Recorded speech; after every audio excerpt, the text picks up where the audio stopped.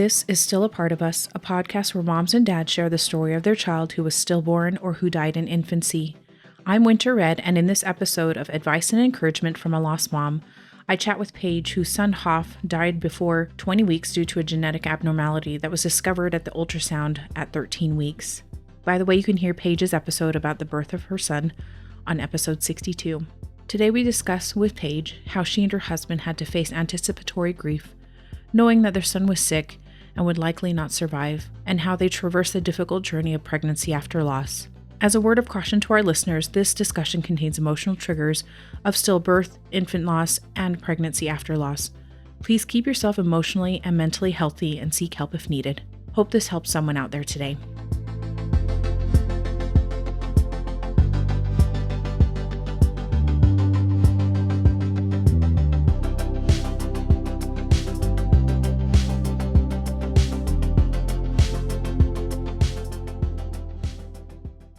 Thank you, everybody, for joining us once again for another episode of Advice.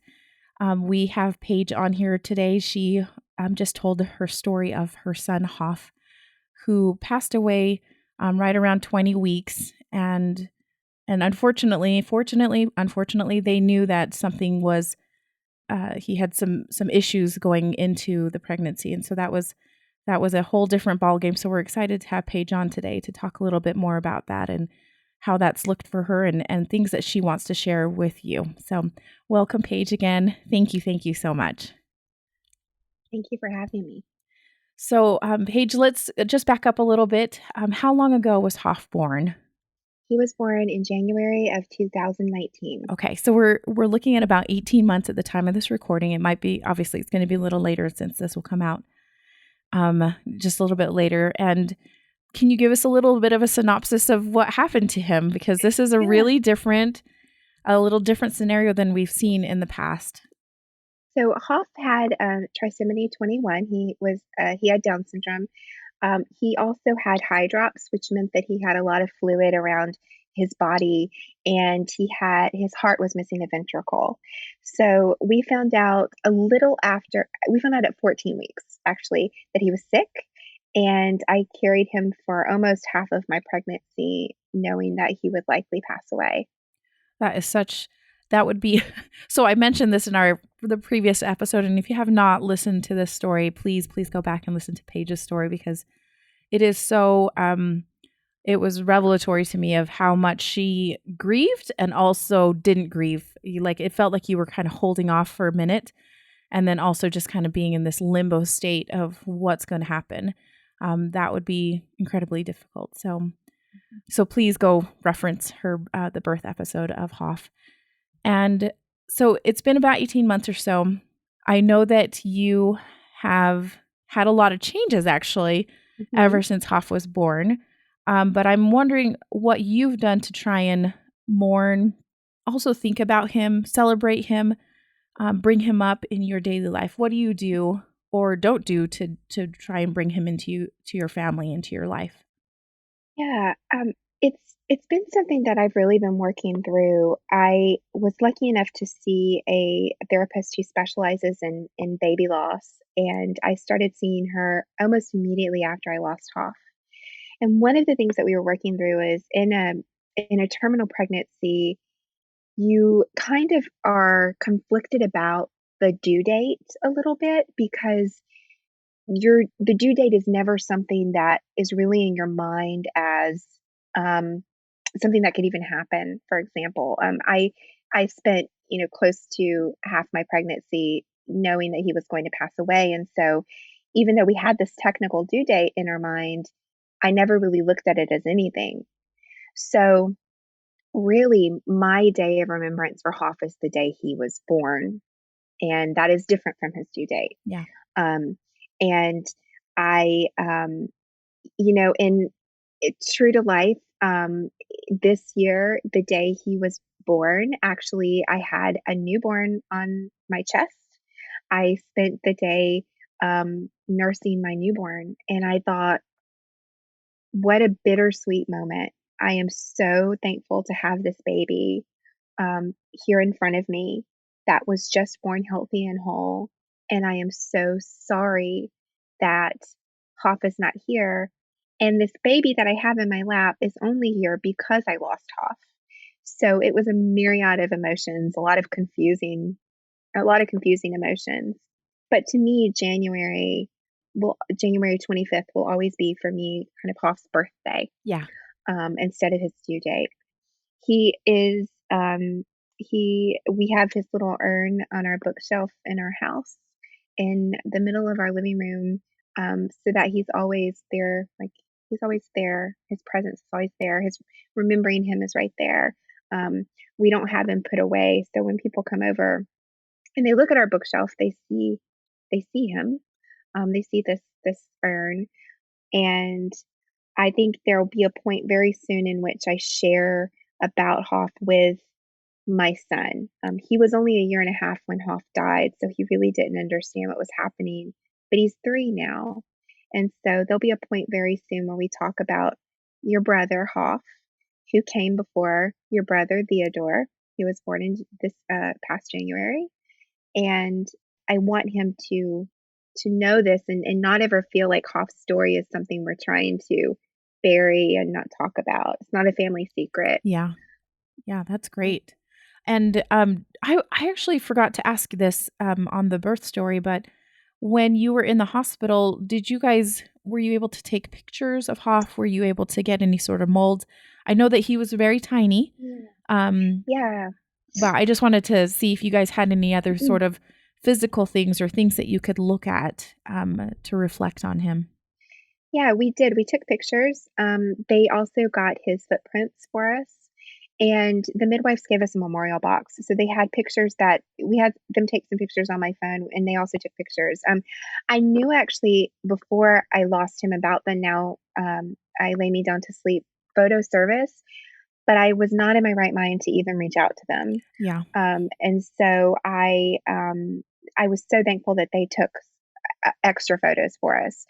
I haven't ever showed anyone those photos. I don't think it's because I'm embarrassed as much as I feel like it's just for me. Yeah. Yeah. Um, and so sometimes I go back and look at them and and just see. I wish I had taken more though. I wish I had taken more photos with him and of him because my memory fades a little bit more every day. And Yeah. yeah, And that's yeah, it's frustrating. You're just like it helps a little with the grief but also it just is it's a bummer. You're like I want hmm to remember that. I want to yeah, remember that. You did mention that you live in San Francisco and your home is at the top of a steep hill, or you live hmm on a very steep hill. So hmm you'd take frequent walks and take that time to cry, and then kind of hmm gather yourself to be there for your son and your husband. Is there anything else that you did to kind of physically escape? I know that now you have a toddler and a very young baby. Are yeah. you doing anything to help with that? Are you feeling a little bit, because it's been more than a year and hmm it always seems like people kind of cut it off at a year. You're like, you should be done at a Yeah. year, but I know that sounds dumb, but anything else that you like to do to try and help work through some of those emotions?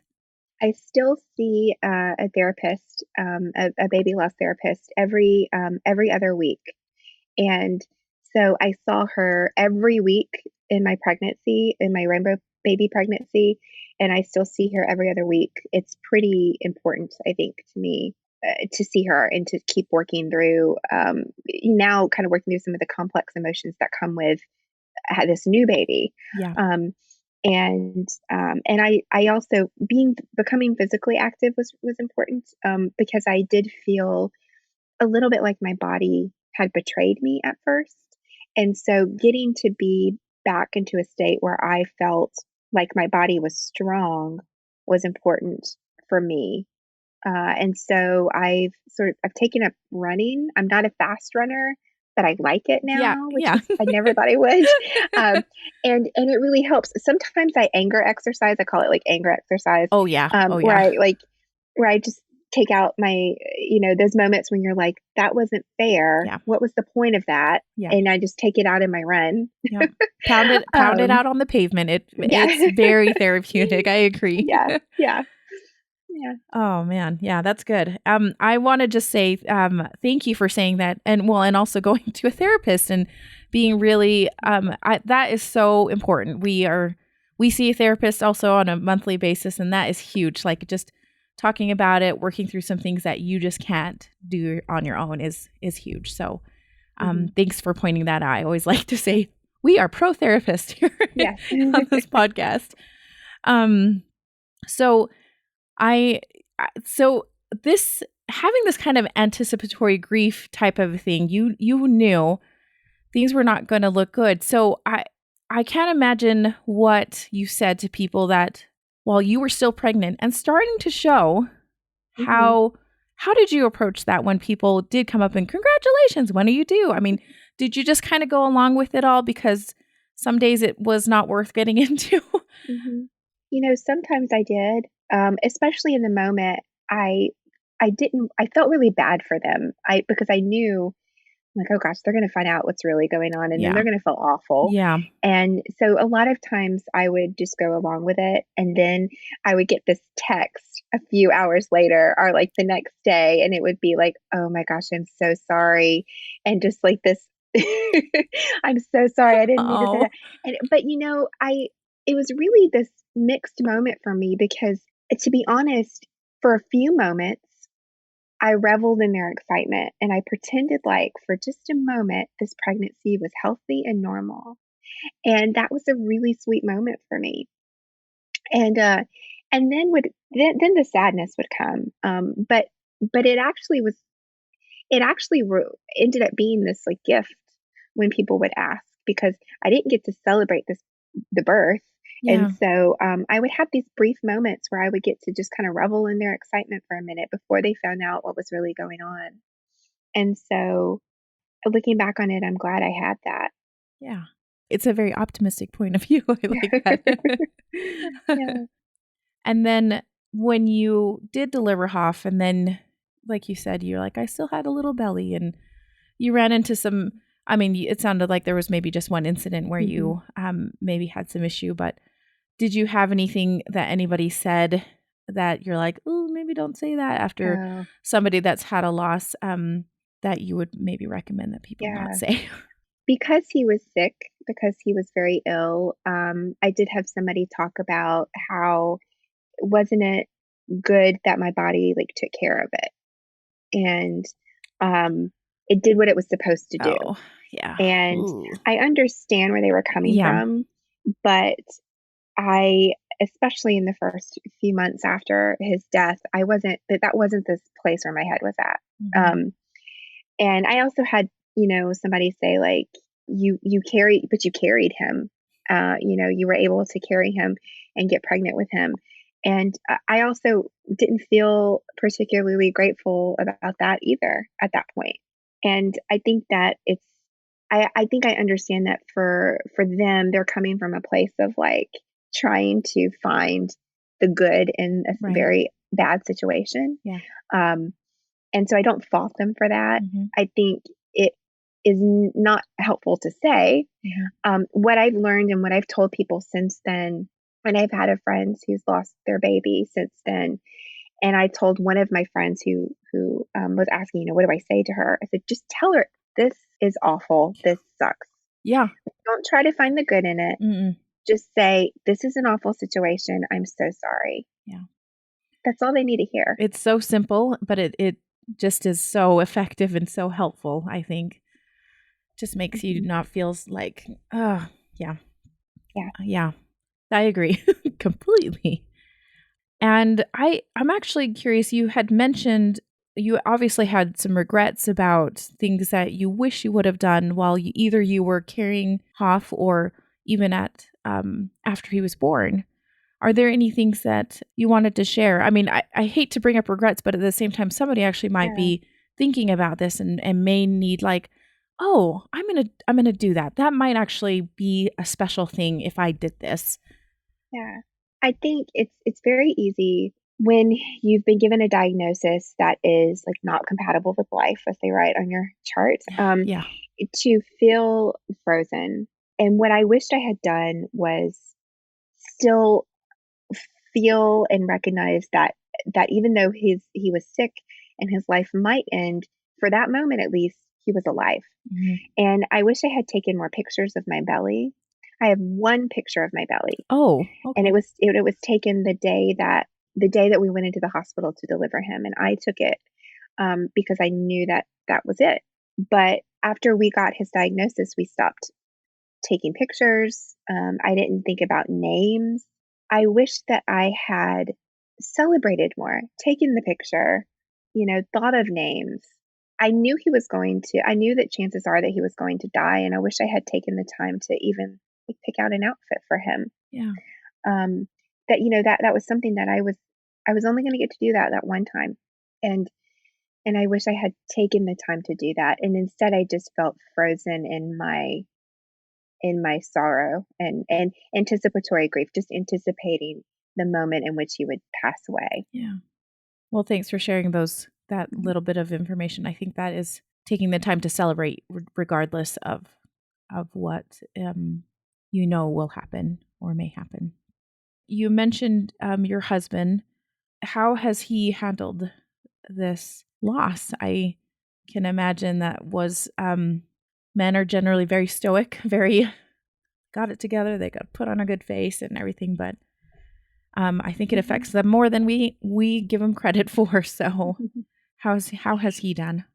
I think he was always in the whole situation. He was always the optimist about the situation, and so he really looked at it as a blessing that we lost the baby when we did, and he he truly felt like the baby that my body where somebody might have said like your body did what it was supposed to do. He sort of flipped it and was like your body did nothing wrong.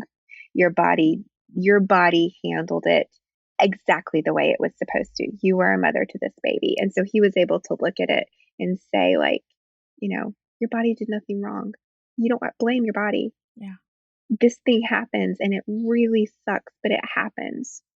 And there's nothing we could have done to prevent it. Yeah. And I needed that for my next pregnancy. And so I think he did that very well. He also, was able to sort of be there physically for my son, my toddler, when I was recovering in the days following. And he's been able to through my subsequent pregnancy, he was the one also that just would remind me that like it's fine until we're told it's not fine, it is fine. And I needed to be told that like every day. Yeah. And so, and we would come out of a doctor's appointment when everything was healthy, and he'd be like, "Of course it's healthy. Sure, yeah." And I was the one going into the appointment thinking, "Of course something's going to be wrong." Right. You just set So, yourself up for that. yeah, So yeah, that's that's really cool that he has that outlook. It can be that it can be tough to hear because you're like, come on, something bad yeah. happened to us. Like join I me in my know worry. Worry with exactly. me. Yeah, please. Yeah. But it's nice to have that little bit of an anchor there. So Yes, absolutely. so your pregnancy obviously went well with Theodore. What anything that you did differently that you were glad that you did with Theodore, like Mm. this pregnancy after loss, knowing that I mean, you're always worried, obviously, but is there anything that you made an effort to do with that pregnancy? This pregnancy was I mean, pregnancy after loss is so hard. Yeah. Um, it was every moment of it was challenging and difficult. I think, it was a challenge to take any photos, and so anytime I would take a photo with myself in the photo when I was showing our, of my belly, I felt like I had accomplished something. Um, I took a picture of the pregnancy test with Theodore, and I remember thinking like, when I had gotten my positive pregnancy test, I was excited for 1 second, and then the fear came, and but I took a photo anyway, and so I think I was most proud of like doing it anyway when I was afraid, like doing the things even through the fear. And for me, that was taking the photos. I saw my therapist every week, Hmm. but the fear caused me to hold off on any sort of logistical planning for this baby.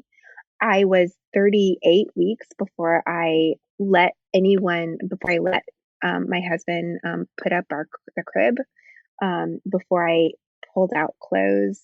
We didn't announce we were pregnant until we announced it on our Christmas card. My son was born on the 13th of Yeah. January, and we announced it through our Christmas card.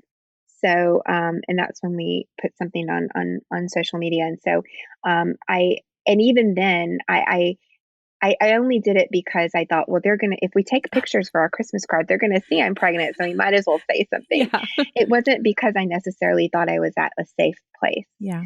Um, they induced me at 39 weeks, and that helped a lot. Um, and I did stress tests twice a week and just multiple interventions throughout my pregnancy, Yeah.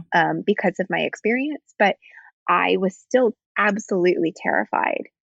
And I felt like anything I did to prepare for that baby was in spite of the fear.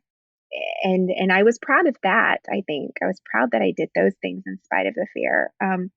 But overall, it was an incredibly trying and emotional 9 months. And I felt like, and I know any woman out there who has gone through pregnancy after loss will understand this. It feels like you are holding on every day, just holding on to make it through the day. And then Yeah. the next day you wake up and you do it all over again. Yeah. And you just want that baby out of your body and healthy. Yep. And you don't care how it's going to Yep. happen. You just want them there and healthy. Yep. Um, and so I was just so relieved when he was born. It was like an instant relief. Yeah.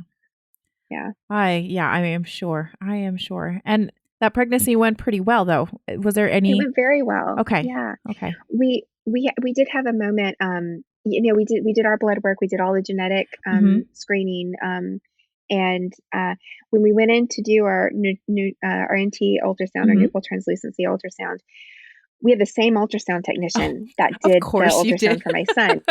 And I remembered him, and I had this like anger towards him, that he had no idea about because he had delivered that awful news. And so he brought us back to the room, and he said, please lay down on the bed. And I just started sobbing, and I said, you don't remember me, but you were the technician with my last son when we found out he was so sick. And I said, I'm just going to need you to tell me everything you're seeing. Yep. And I really actually love that I had him because it ended up being a really redeeming moment. He went from this person that I kind of hated Yeah. because he gave me this bad news Mhm. to totally redeeming the moment in a lot of ways. Right. And now I have memories of him with all of these really sweet appointments where he would say, the baby is fine, the baby is healthy, the baby is big, you know. That's normal. It's supposed to be there. Yeah. That's looks good. Um, I was really glad that I had that. Oh, I can imagine he's probably like, "Oh my goodness, what did I do?" Like Yeah. Yeah. when you just started sobbing. I just yeah. Yeah. I mean, there's so much trauma. If you think about it, there's so much trauma in those events that are So so much. and I just yeah, of course that would be so hard to just So walk much. in and see the same person. You're like, "No, I no." I would be like, So "Can I get much. somebody else?" And I think, we had a hospital tour with our prenatal group that we were in, with my son. And I think we were not prepared for walking back into the hospital after having delivered my son and how difficult that was going to be and traumatic that was going to be. Yeah. Um, and so we had a lot of things in plan. We had prepared and planned for them not to put us in the same room. Oh, good. Oh, good. I had asked them to not wrap my son in the like default blanket they have, Oh, okay. um, because that's what I saw my last son in. Yeah. So I brought blankets from home and said, please wrap him in these. That was So there really was a smart. That is really smart. It was, I was so glad that we did that, and it was something that I had read another lost mom, talk about, and so, I was really glad that I had thought about, what are all the triggers that are going to be difficult for me to see, and, like, how can I mitigate those? Yeah. Um, we wanted the birth to feel completely different. We wanted it to be during the day, and everything to be very kind of loud and light because our birth was so dark and quiet Quiet. with Hoff. And so that was really helpful to think about those things. Yeah. That's Yeah. a little bit of planning can help. Yeah. Yes. Help with Hmm. those emotions that may spring up. They're going to spring up anyway, right? I They mean, are. but if Yeah. there's anything that you can help with those triggers, especially, yeah, Yeah. that's a good piece of advice, actually. So I know that you guys. I just want to know, was there anything that anybody did for you guys since Hoff was born, and I'm talking all the way up until now, that you guys really, it was really important and special and tender to you, and you're so grateful for. I just, because Mhm. I can think of so many experiences that happened to us, and I kind of hold those special in my heart because people are so kind. So anything that anybody did that you want to shout out? I think I have a dear friend, Rebecca, um, who will message me on Hoff's due date and on Hoff's born date, Oh wow, and ask me how I'm doing. And she names him. She like doesn't shy away from saying Hoff, yeah, which I think some people can be afraid to say it because they think they're going to upset you. And of course, it's not going to be upsetting. Um, and it's just really sweet and special that she always acknowledges him. yeah. And I think I was really grateful for that.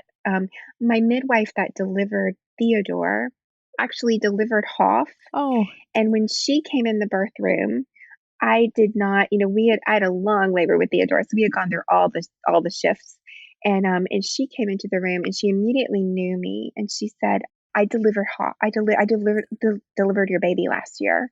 And I thought, "You did. I know you." And I was so glad that she was there and calming and just such a calming presence. yeah, Um, and I think I was really grateful for that. Our hospital overall our hospital was very, very great in handling my care with Theodore.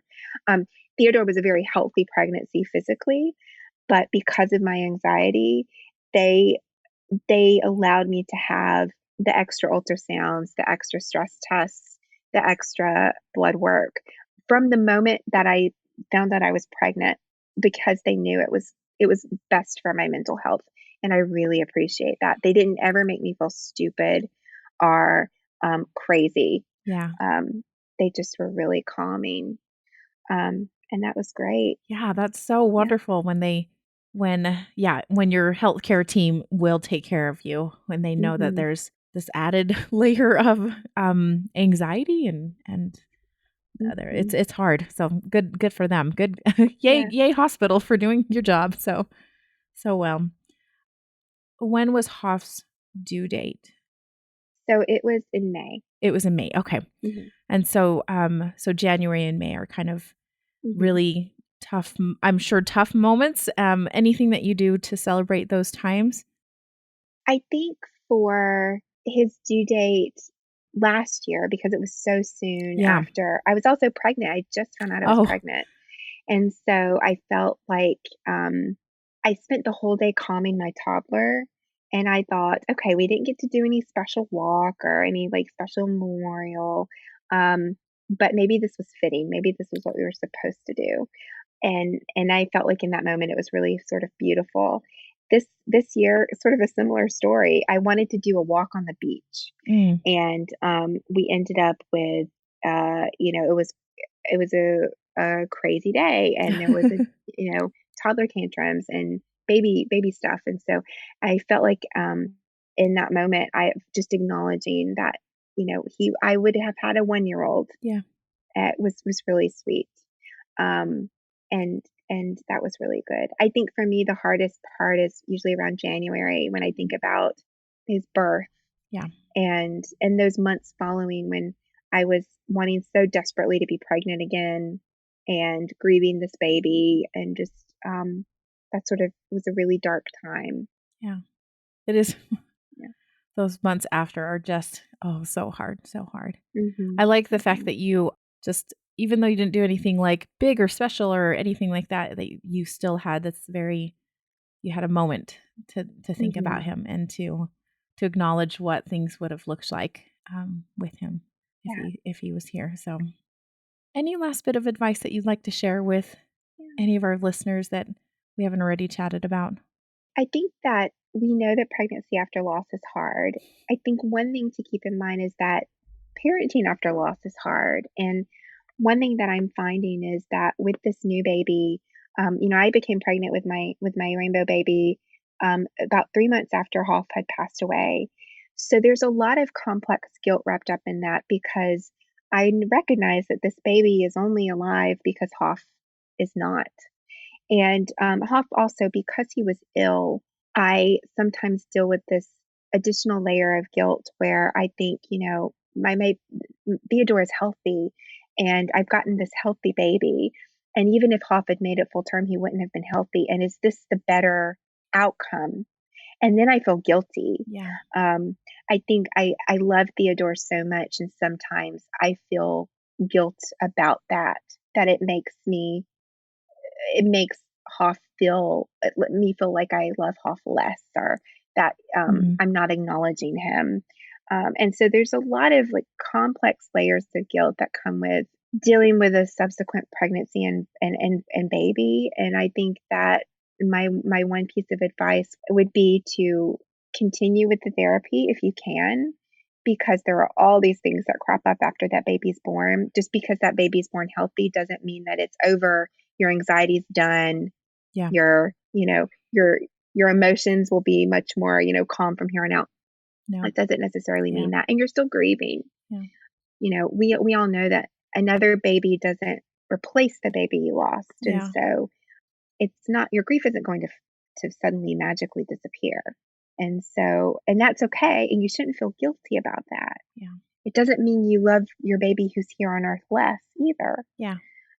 So that's what I would say is just like be kind to yourself. There's a whole lot of stuff going on in you. just be kind to yourself about it. Oh, that's a perfect way to end. Yes. Paige, thank you so much. This was so good. I appreciate how eloquently you put some things that just made my heart happy today. So thank you so much for the time today. And thank you for sharing. I think this will be so helpful to so many people. So thank you again. You're so welcome. Wow, wasn't that such an incredible discussion that we had with Paige?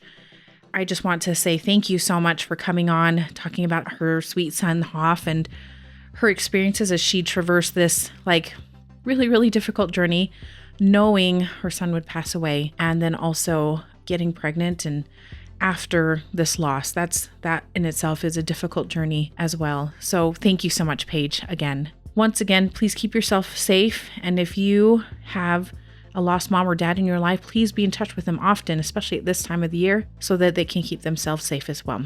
Head over to our website, stillapartofus.com, where you can find the show notes, including a full transcript of this interview and any resources that were mentioned, where you can sign up for our short and helpful email newsletter, where you can learn how you can become a patron and support the work it takes to produce a show for just a few dollars a month, and lastly, where you can find out how to get in touch with us if you want to share your child's story on the show.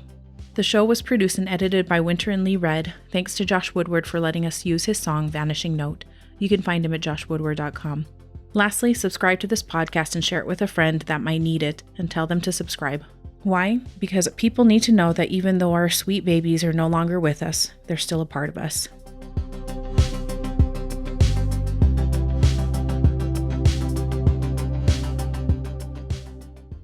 An optimist understands that life can be a bumpy road, but at least it leads somewhere. Harvey Mackay,